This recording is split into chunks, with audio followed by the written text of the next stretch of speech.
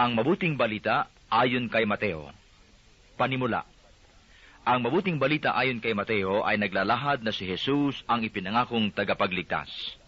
Sa pamamagitan ni Jesus, tinupad ng Diyos ang kanyang mga pangako sa bayang hinirang niya noong panahon ng matandang tipan.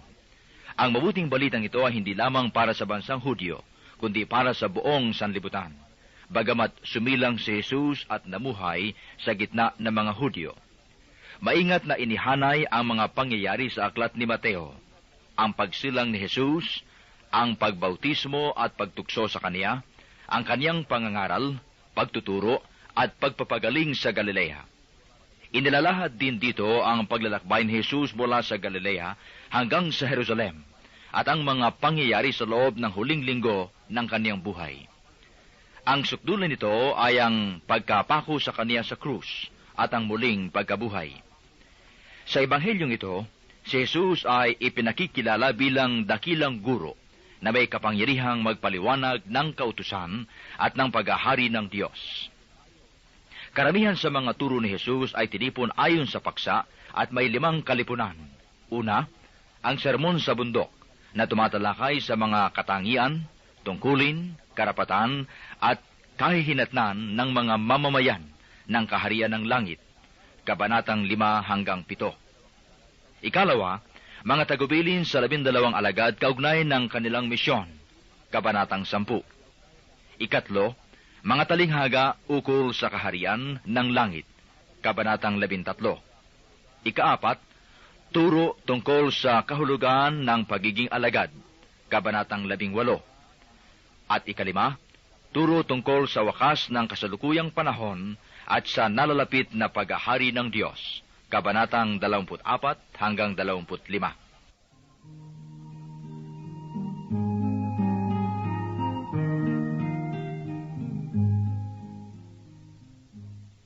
Kabanatang 1. Ito ang lahi ni Hesukristo na mula sa angkan ni David, na mula naman sa lahi ni Abraham. Si Abraham ang ama ni Isaac, si Isaac ang ama ni Jacob, na ama ni Juda, at ng kanyang mga kapatid. Naging anak naman ni Juda kay Tamar sina Fares at Sara. Si Fares ang ama ni Esrom, at si Esrom ang ama ni Aram. Si Aram ang ama ni Aminadab. Si Aminadab ang ama ni Naason, na ama naman ni Salmon. Naging anak ni Salmon kay Rahab si Boaz, at naging anak naman ni Boaz kay Ruth si Obed. Si Obed ang ama ni Jesse, na ama ni Haring David. Naging anak ni David si Solomon sa dating asawa ni Urias. Si Solomon naman ang ama ni Roboam. Si Roboam ang ama ni Abias, at si Abias ang ama ni Asa. Si Asa ang ama ni Josaphat, at si Josaphat ang ama ni Joram, na siya namang ama ni Ozias. Itong si Ozias ay ama ni Jotam, na ama ni Akas, at si Akas ang ama ni Ezekias. Si Ezekias ang ama ni Manases, at si Manases ang ama ni Amos, na ama naman ni Josias. Si Josias ang ama ni Jeconias, at ng kanyang mga kapatid. Panahon noon ng pagkakatapon ng mga Israelita sa Babylonia. Matapos ang pagkakatapon sa Babylonia, naging anak ni Jeconias si Salatiel, na ama ni Zerubabel. Si Zerubabel ang ama ni Abiud, na ama ni Elakim, at si Elakim ang ama ni Azor. Si Azor ang ama ni Zadok, na ama ni Akim. Itong si Akim ang ama ni Eliud. Si Eliud ang ama ni Eleazar. Si Eliud ang ama ni Eleazar. Si Eleazar ang ama ni Matam, na ama ni Jacob. At si Jacob ang ama ni Jose, na asawa ni Maria. Si Maria naman ang ina ni Jesus, na tinatawag na Kristo. Sa makatwid, 14 ang salinlahi mula kay Abraham hanggang kay David. 14 mula kay David hanggang sa pagkakatapon ng mga Israelita sa Babylonia. At 14 din mula sa pagkakatapon sa Babylonia hanggang kay Kristo.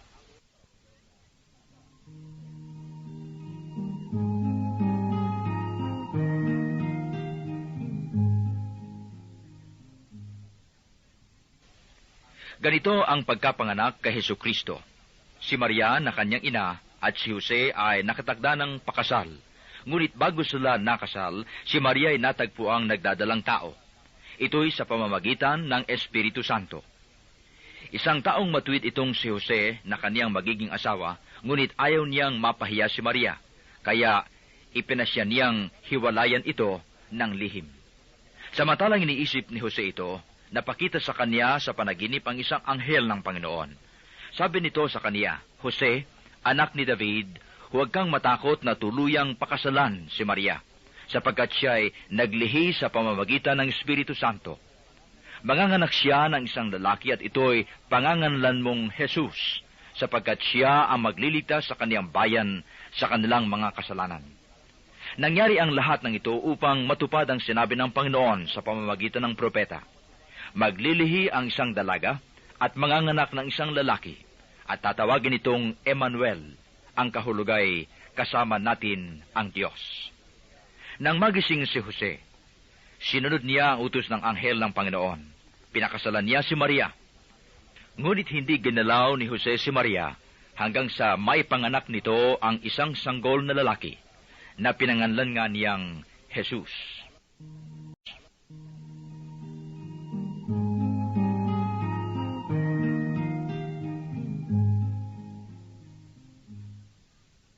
Kabanatang 2. Si Jesus ay pinanganak sa Bethlehem ng Judea noong kapanahunan ni Haring Herodes.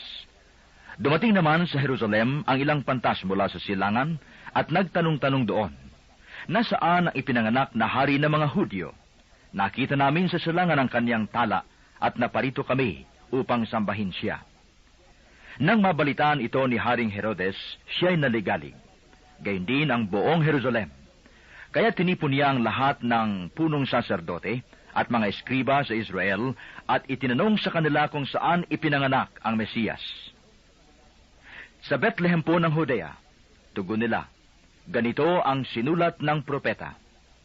At ikaw, Bethlehem, sa lupain ng Huda, ay hindi nga huli sa mga pangunahing bayan ng Huda, sapagkat sa iyo lilitaw ang isang pinuno na mamamahala sa aking bayang Israel. Nang mabatid ito, lihim na ipinatawag ni Herodes ang mga pantas at itinanong kung kailan lumitaw ang tala. At pinalakad niya sila patungong Bethlehem matapos pagbilinan ng ganito. Humayo kayo at inyong hanaping mabuti ang sanggol. Kapag inyong natagpuan, ibalita agad ninyo sa akin upang ako may makasamba sa kaniya. At lumakad na ang mga pantas. Muli silang pinangunahan ng talang nakita nila sa silangan, hanggang sa sumapit ito sa tapat ng kinaroroonan ng bata. Gayon na lamang ang galak ng mga pantas, nang makita ang tala. Pagpasok sa bahay, nakita nila ang bata sa piling ng kanyang inang si Maria. Lumapit sila at nagpatira pa at sinamba ang bata. Binuksan nila ang kanilang mga sisidlan at inihandog sa kaniya ang dala nilang ginto, kamanyang, at mira. Nang sila'y pabalik na, sinabi sa kanila ng Diyos sa pamamagitan ng panaginip na huwag na silang babalik kay Herodes. Kaya nag-iba na sila ng daang pauwi. Pagkaalis nila, napakita kay Jose sa panaginip ang isang anghel ng Panginoon. Sinabi sa kaniya, magbangon ka. Dalhin mo agad sa Ehipto ang mag-ina, at huwag kayong aalis doon hanggat hindi ko sinasabi sa inyo, sapagkat hahanapin ni Herodes ang sanggol upang patayin. Kaya dali-daling bumangon si Jose at nang gabing iyo'y dinala sa Ehipto ang mag-ina. Doon sila tumira hanggang sa mamatay si Herodes. Nangyari ito upang matupad ang sinabi ng Panginoon sa pamamagitan ng propeta. Tinawag ko ang aking anak mula sa Ehipto.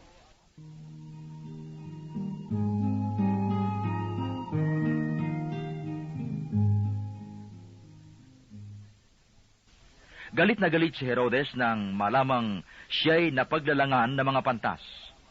Kaya't ipinapatay niya ang mga batang lalaki sa Bethlehem at mga palibot na puok, lahat na may gulang na 2 taon pababa, alinsunod sa panahon ng paglitaw ng tala na natiyak niya sa mga pantas. Sa gayon natupad ang sinabi ni Propeta Jeremias, narinig sa Rama ang malakas na panaghoy. Tinatangisan ni Raquel ang kanyang mga anak. Hindi siya maaliw sa tindi ng kalungkutan dahil sa pagkamatay nila.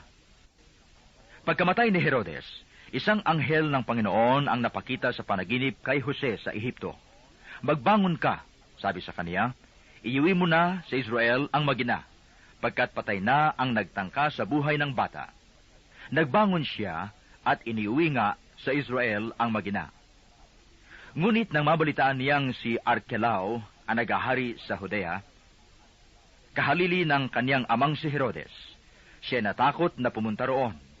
Muli siyang sinabihan sa panaginip kaya't nagtungo siya sa Galilea. Sa Nazaret sila nanirahan upang matupad ang sinabi ng mga propeta. Siya'y tatawaging Nazareno.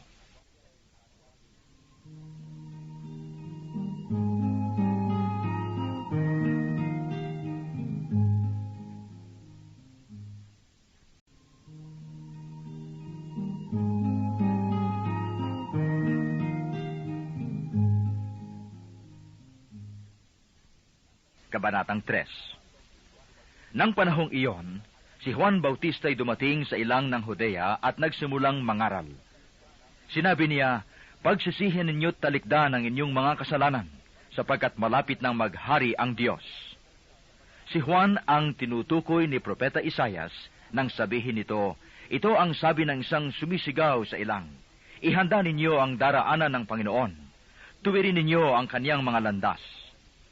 Hinabing balahibo ng kamelyo ang damit ni Juan, at balat ang kanyang pamigkis.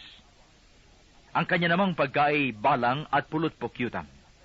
At pumunta sa kanya ang mga taga-Jerusalem, taga-Judea, at mga naninirahan sa magkabilang panig ng Jordan. Ipinahayag nila ang kanilang mga kasalanan, at sila'y binautismohan ni Juan sa ilog Jordan. Ngunit nang makita niyang marami sa mga Pariseo at mga Saduceo ang lumalapit upang pabautismo, sinabi niya sa kanila, kayong lahi na mga ulupong, sino ang nagbabala sa inyo upang tumakas sa parusang darating? Ipakilala ninyo sa pamamagitan ng inyong pamumuhay na kayo'y nagsisisi, at huwag ninyong ipangahas na kayo'y anak ni Abraham. Sinasabi ko sa inyo, ang Diyos ay makalilikha ng mga tunay na anak ni Abraham mula sa mga batong ito. Ngayon pa'y nakaambana ang palakol sa ugat ng punong kahoy. Ang bawat punong kahoy na hindi mabuti ang bunga ay puputulin at ihahagis sa apoy. Binabautismuhan ko kayo sa tubig bilang tanda ng pagsisisi ninyo't pagtalikod sa inyong mga kasalanan. Ngunit ang dumarating na kasunod ko ang magbabautismo sa inyo sa Espiritu Santo at sa apoy. Siya'y makapangyarihan kaysa akin. Hindi ako karapat-dapat kahit tagadala ng kanyang panyapak. Hawak niya ang kanyang kalaykay upang alisin ang dayami. Titipunin niya sa kamalig ang trigo, ngunit ipa'y susunugin sa apoy na di mamamatay kailanman.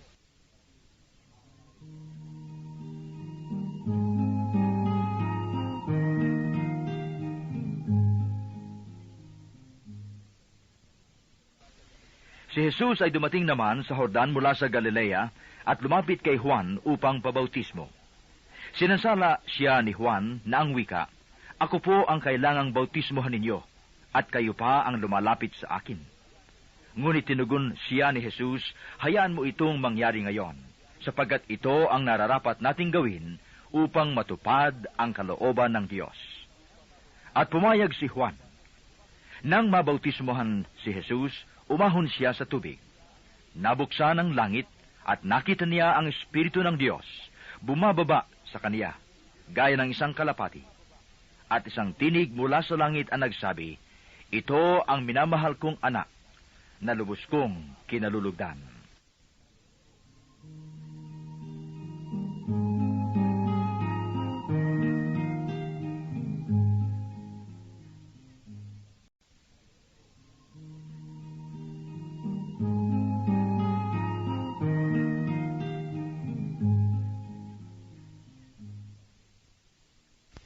Kabanatang 4. Pagkatapos, si Jesus ay dinala ng Espiritu sa ilang upang tuksuhin ng Diablo. Doon, 40 araw at 40 gabing nag-ayuno si Jesus, at siya ay nagutom. Dumating ang manunukso at sinabi sa kaniya, Kung ikaw ang anak ng Diyos, gawin mong tinapay ang mga batong ito. Ngunit sumagot si Jesus, nasusulat, hindi lamang sa tinapay nabubuhay ang tao, kundi sa bawat salitang namumutawi sa bibig ng Diyos. Pagkatapos nito'y dinala siya ng Diablo sa taluktok ng templo sa banal na lungsod. Kung ikaw ang anak ng Diyos, sabi sa kaniya, magpatihulog ka, sapagkat nasusulat, ipagbibili niya sa kaniyang mga anghel na ingatan ka. Aalalayan ka nila upang hindi ka matisod sa bato.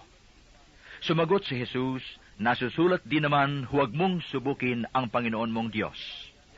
Pagkatapos, dinala siya ng Diablo sa isang napakataas na bundok. Mula rooy, ipinatanaw sa kaniya ang lahat ng kaharian ng sanglibutan at ang kayamanan ng mga ito. At sinabi ng Diablo, ibibigay ko sa iyo ang lahat ng ito, kung magpapatira pa ka at sasamba sa akin. Sumagot si Jesus, lumayas ka, Satanas, sapagkat nasusulat, ang iyong Diyos at Panginoon ang sasambahin mo. Siya lamang ang iyong paglilingkuran. At iniwan siya ng Diablo. Dumating ang mga anghel at naglingkod sa kaniya.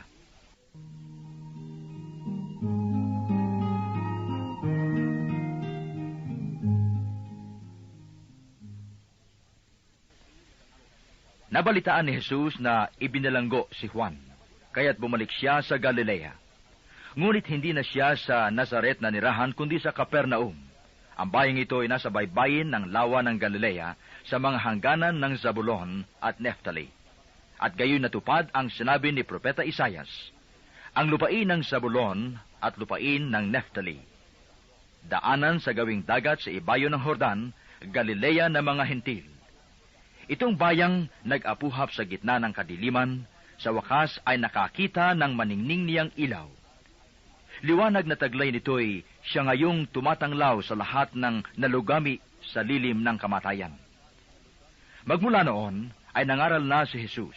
Ang sabi niya, pagsisihan ninyo't talikdan ang inyong mga kasalanan, sapagkat malapit nang maghari ang Diyos. Sa paglalakad ni Jesus sa tabi ng lawa ng Galilea, nakita niya ang dalawang mangingisda, si Simon na tinatawag na Pedro, at ang kapatid niyang si Andres. Sila'y naghahagis ng lambat.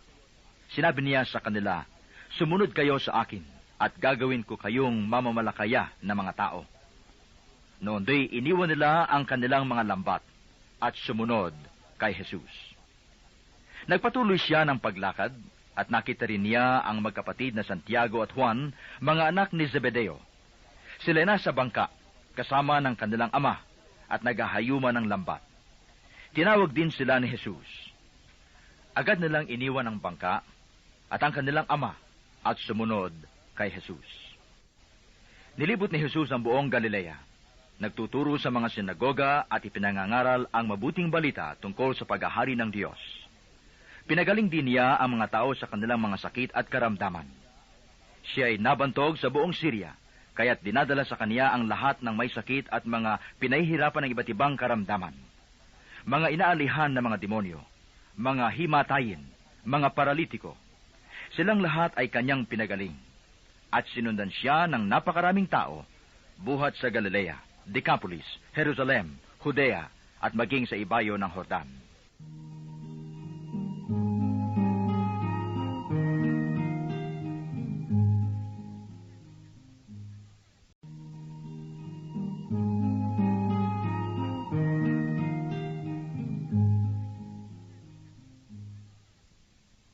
Kabanatang 5. Nang makita ni Jesus ang napakakapal na tao, umahon siya sa bundok. Pagkaupo niya'y lumapit ang kaniyang mga alagad, at sila'y tinuruan niya ng ganito. Mapalad ang mga aba na wala nang inaasahan, kundi ang Diyos, sapagkat makakasama sila sa kaniyang kaharian. Mapalad ang mga nahahapis, sapagkat aaliwin sila ng Diyos. Mapalad ang mga mapagpakumbaba, sapagkat tatamuhin nila ang ipinangako ng Diyos. Mapalad ang mga nagmimithing makatupad sa kalooban ng Diyos, sapagkat ipagkakaloob sa kanila ang kanilang minimithi. Mapapalad ang mga mahabagin, sapagkat kahabagan sila ng Diyos. Mapalad ang mga may malinis na puso, sapagkat makikita nila ang Diyos. Mapalad ang mga gumagawa ng daan sa ipagkakasundo, sapagkat sila'y ituturing ng Diyos na mga anak niya. Mapalad ang mga pinag-uusig dahil sa kanilang pagsunod sa kalooban ng Diyos, sapagkat makakasama sila sa kaniyang kaharian. Mapalad kayo kapag dahil sa aki inaalmura kayo ng mga tao, pinag-uusig at pinagwiwikaan ng lahat ng uri ng kasamaan na pawang kasinungalingan. Magdiwang kayo at magalak, sapagkat malaki ang inyong gantimpala sa langit. Gayon din ang ginawa ng mga tao sa mga propetang nauna sa inyo. Kayo'y asin sa sanlibutan. Kung mawala ng alat ang asin, paano pang mapananauli ang alat nito? Wala na itong kabuluhan, kaya't itinatapon na lamang at niyayapakan ng mga tao. Kayo'y ilaw sa sanlibutan. Hindi maitatago ang isang lunsod na nakatayo sa ibabaw ng burol. Walang nagsisindi ng ilaw at naglalagay nito sa ilalim ng takalan. Sa halip ay inilalagay ito sa talagang patungan upang matanglawan ang lahat ng nasa bahay. Gayon din naman, dapat ninyong paliwanagin ang inyong ilaw sa harapan ng mga tao upang makita nila ang inyong mabubuting gawa at luwalhatiin ang inyong amang nasa langit. Huwag ninyong akalaing naparito ako upang pawalang bisa ang kautusan at ang aral ng mga propeta. Naparito ako hindi upang pawalang bisa, kundi para ipaliwanag at ganapin ang mga iyon. Tandaan ninyo ito. Magwawakas ang langit at ang lupa, ngunit ang kalit-liitang bahagi ng kautusan ay di mawawalan ng bisa hanggat hindi nagaganap ang lahat. Kaya't sino mang magpawalang halaga dahil sa kalit-liitang bahagi nito at magturo ng gayon sa mga tao, ay bibilang na pinakamababa sa kaharian ng Diyos. Ngunit ang gumaganap ng kautusan at nagtuturo na tuparin iyon ay bibilang na dakila sa kaharian ng Diyos. Sinasabi ko sa inyo, kung ang pagsunod ninyo sa kalooban ng Diyos ay tulad lamang ng pagsunod ng mga eskriba at mga fariseo, hindi kayo makapapasok sa kaharian ng Diyos. Narinig ninyo na noong unay iniutos sa mga tao, huwag kang papatay. Ang sinumang makamatay ay mananagot sa hukuman. Ngunit ngayon sinasabi ko sa inyo, ang mapuot sa kaniyang kapatid ay mananagot sa hukuman. Ang humamak sa kaniyang kapatid ay mananagot sa Sanhedrin. At sinumang magsabi sa kaniyang kapatid, ulul ka, ay mapapasa apoy ng impyerno. Kaya't kung naghahandog ka sa Diyos at maalaala mo na may sama ng loob sa iyo ang kapatid mo, iwan mo muna ang iyong handog sa harap ng dambana at makipagkasundo ka sa Kaniya. Saka ka magbalik at maghandog sa Diyos. Kung may magsakdal laban sa iyo sa hukuman, makipag-ayos ka sa Kaniya habang may panahon bago Kanya iharap sa hukom. At kung hindi, ibibigay Kaniya sa hukom na magbibigay naman sa iyo sa tanod at ikaw ay mabibilanggo. Sinasabi ko sa iyo, hindi ka makalalabas doon hanggat hindi mo nababayaran ang kahuli-hulihang kusing. Narinig ninyo na noong unay iniutos sa mga tao, huwag kang makikiapid. Ngunit ngayon sinasabi ko sa inyo, ang sinumang tumingin ng may mahalay na pagnanasa sa isang babae, sa isip niya ay nakiapid na siya sa babaeng iyon. Kung ang mata mo ang siyang nagiging sanhi ng iyong pagkakasala, dukitin mo at itapon, sapagkat mabuti pang mawalan ka ng isang bahagi ng katawan kaysa buo ang iyong katawang itapon sa impyerno. Kung ang iyong kamay ang siyang nagiging sanhi ng iyong pagkakasala, putulin mo at itapon. Mabuti pang mawalan ka ng isang bahagi ng katawan kaysa buo ang iyong katawang itapon sa impyerno. Sinabi rin naman, kapag pinahiwalay ng lalaki ang kaniyang asawa, ito'y dapat niyang bigyan ng kasulatan ng paghiwalay. Ngunit ngayon sinasabi ko sa inyo, kapag pinahiwalay ng isang lalaki ang kaniyang asawa nang hindi naman ito nangangalo niya, at ito'y nag-asawang muli, ang lalaking ito'y nagkasala, itinulak niya ang kaniyang asawa sa pangangalo niya. At sinumang mag-asawa sa babaeng hiniwalayan ay nangangalo niya. Narinig pa ninyo na noong unay iniutos sa mga tao, huwag kang sisira sa iyong pinanumpaang pangako, bagkus ay tupdin mo ang iyong sinumpaan sa Panginoon. Ngunit ngayon sinasabi ko sa inyo, huwag na kayong sumumpa kung nangangako kayo. Huwag ninyong sabihing, saksi ko ang langit, sapagkat ito'y trono ng Diyos, o kaya'y saksi ko ang lupa, sapagkat ito'y tungtungan ng kanyang mga paa. Huwag din ninyong sabihing, saksi ko ang Jerusalem, sapagkat ito'y lunsod ng dakilang hari. Ni huwag mong sabihing, mamatay man ako, sapagkat ni isang buhok sa iyong ulo'y hindi mo mapapuputi o mapaiitim. Sabihin mo na lamang na oo kung oo, at hindi kung hindi, sapagkat buhat na sa masama ang anumang sumpang idaragdag dito. Narinig ninyo na sinabi, mata sa mata at ngipin sa ngipin. Ngunit ngayoy sinasabi ko sa inyo, huwag ninyong labanan ang masamang tao. Kung may sumampal sa iyo sa kanang pisngi, iharap mo pa sa kaniya ang kabila. Kung ipagsakdal ka ninuman upang makuha ang iyong baro, ibigay mo sa kaniya pati ang iyong balabal. Kung sapiritang ipapasan sa iyo ng manlulupig ang kaniyang dala ng 1 kilometro, pasanin mo ito ng 2 kilometro. Magbigay ka sa nanghihingi sa iyo at huwag mong pahindian ang nanghihiram sa iyo.